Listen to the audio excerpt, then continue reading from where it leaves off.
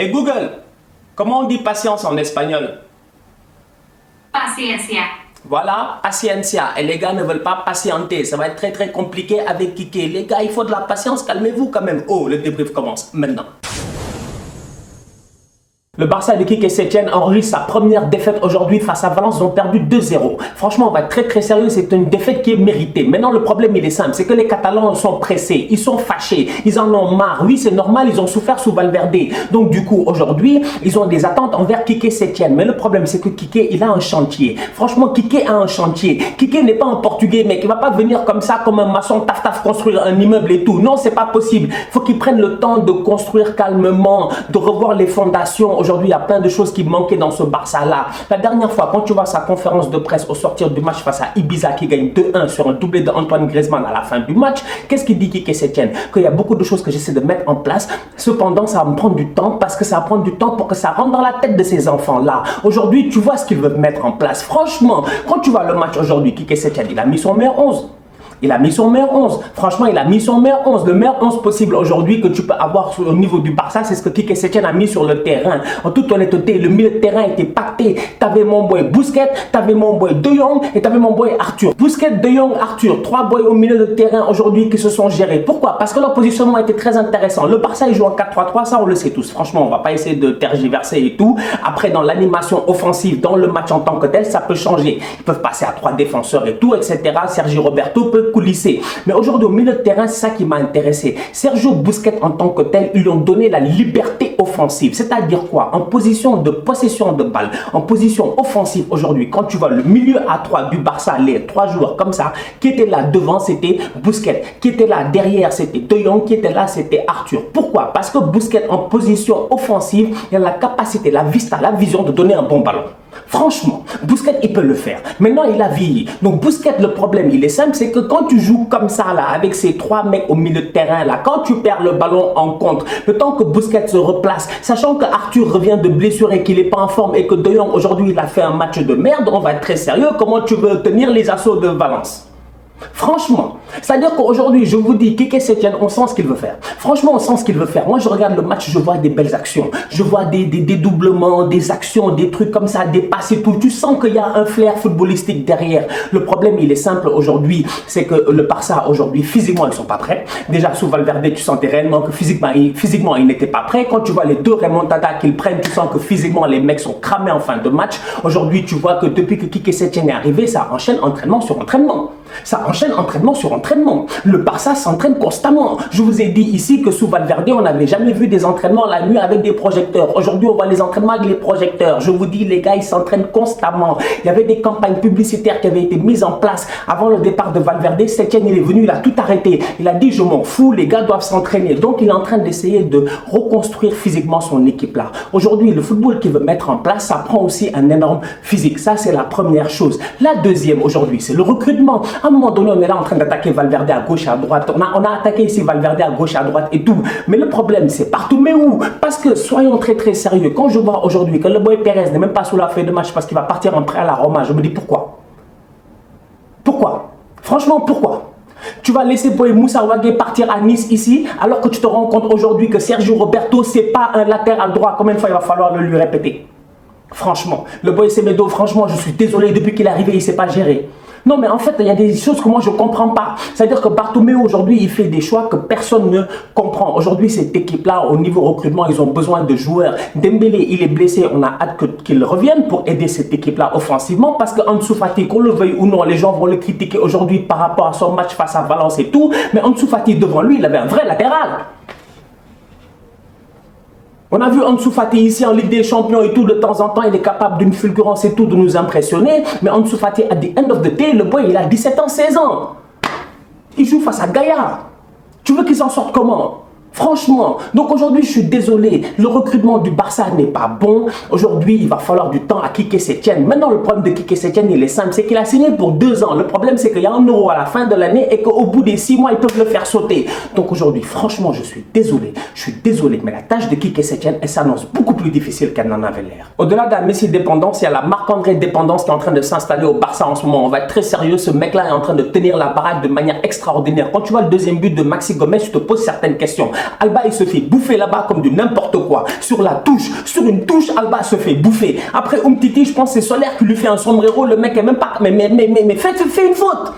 Ah oui, il a déjà un carton jaune, il ne peut pas sortir. Pourquoi il a un carton jaune? Parce que tout le match en tant que tel, les mecs au milieu de terrain, ils se font bouffer parce qu'Arthur et Busquets, ils ne sont pas au top de leur forme en ce moment. À un moment donné, il faut qu'on soit sérieux, franchement. On parle de Messi dépendance, de Ter Stegen dépendance et tout. Cette équipe du Barça là, elle est juste dépendante de ses individualités et ça, franchement, ça fait peur.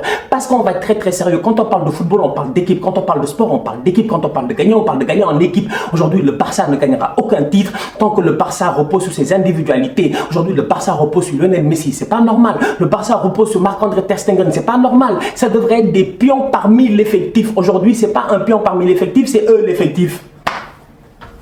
14 tirs dans le match face à Valence, 11 tirs de Lionel Messi. Je vous ai pas dit ici la dernière fois face à Granada que le Barça a frappé 18 fois et que les 10 tirs c'était Lionel Messi. Il y a un problème. Je vous parle de Messi dépendance. Ici, les gens vont me dire non, tranquille, ça va, Kike va venir, il va gérer. Non, non, non, non, non, non.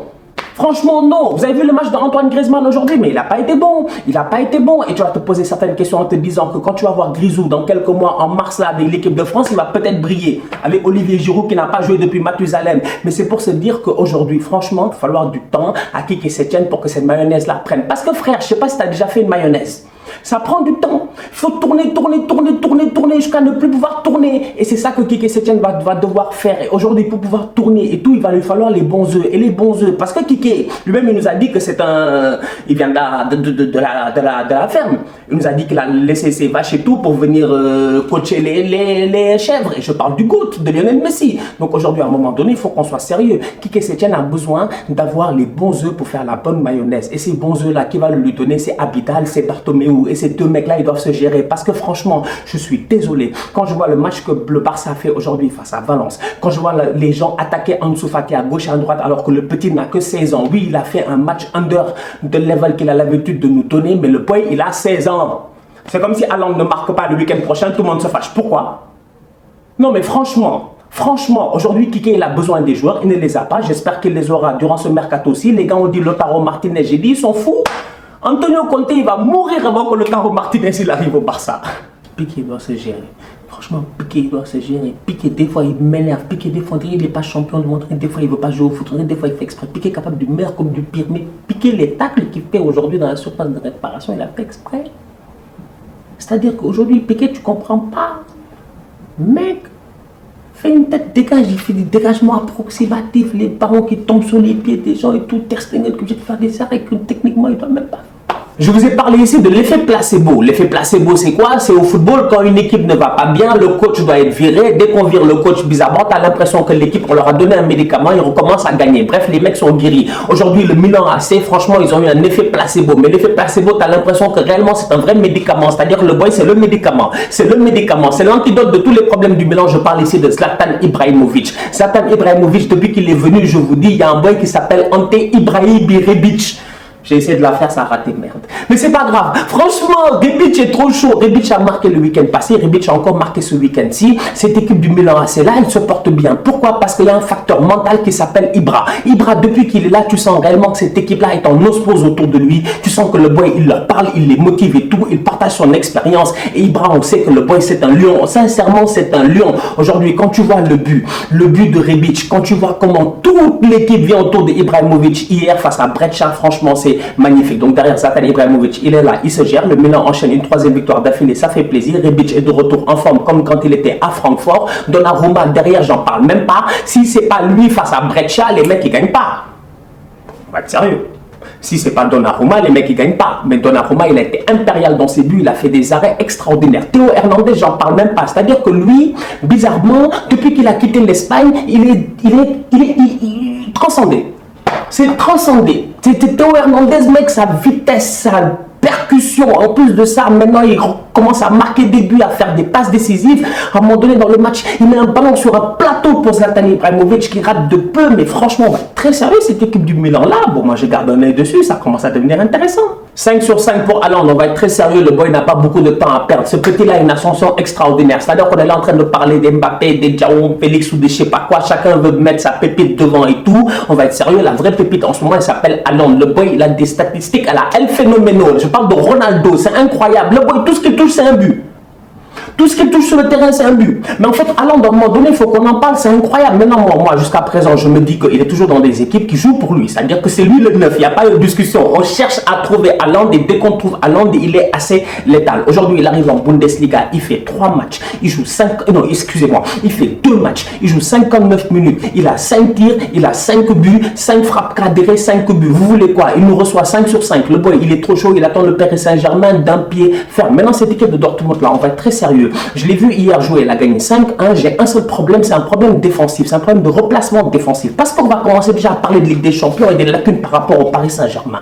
Quand je vois cette équipe de Dortmund là jouer, je me dis offensivement parlant, c'est intéressant, ça va très très vite. Mais le problème, c'est la transition lorsqu'ils perdent le ballon. Parce que des Achraf et des Guerrero sur le côté, quand tu as une défense à 3 et que tu as le ballon et que tu joues rapidement, ça marche. Mais quand derrière tu te fais contrer, ça marche pas. Pourquoi? Parce que les boys ont un repli défensif très très lent et derrière, à un moment donné, dans le match, après avoir fait 35 allers-retours, les gars sont fatigués. Tout ça pour dire qu'il va falloir faire attention à Mbappé. En tout cas, Paris Saint-Germain, Dortmund, je l'attends de plein fouet. J'attends que ça, frérot. Franchement, j'attends que ça.